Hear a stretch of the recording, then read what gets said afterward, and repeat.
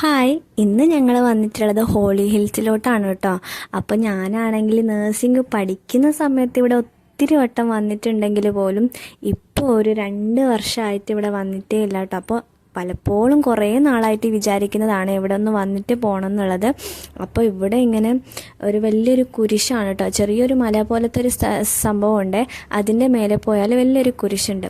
അപ്പോൾ ഇവിടെ പണ്ട് മുതലേ ഉള്ള ഒരു വിശ്വാസമാണ് കേട്ടോ. നമ്മളിങ്ങനെ മുട്ടുകുത്തി ഈ ഒരു കുന്നുപോലത്തെ സ്ഥലം കയറി കഴിഞ്ഞിട്ട് അവിടെ ചെന്ന് പ്രാർത്ഥിച്ചാൽ നമ്മൾ പ്രാർത്ഥിക്കുന്ന എന്തും അത് നടക്കും എന്നുള്ളൊരു വിശ്വാസമാണ്. അങ്ങനെ ആ ഒരു വിശ്വാസം കൊണ്ട് എപ്പോഴും ഇങ്ങനെ വന്നിട്ടുണ്ടായിരുന്നു കേട്ടോ. പണ്ടൊക്കെ നഴ്സിംഗ് പഠിക്കുന്ന സമയത്താണെങ്കിൽ എക്സാമിന് പാസ്സാവണേ, നല്ല മാർക്കൊക്കെ ഉണ്ടാവണേ എന്നൊക്കെ പറഞ്ഞ് പ്രാർത്ഥിച്ചപ്പോൾ നല്ലൊരു റിസൾട്ട് എനിക്ക് കിട്ടിയിട്ടുണ്ടായിരുന്നു കേട്ടോ.